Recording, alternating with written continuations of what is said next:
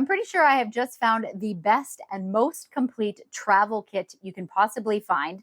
I've used many of these before and I hate them because a lot of the times the bottles are like this hard plastic and you're trying to like get the liquids out and you're tapping it on your hand and on the table. But this one is that nice soft silicone. So it is really easy to squeeze to get those liquids out of there. So you have the different sizes, of course.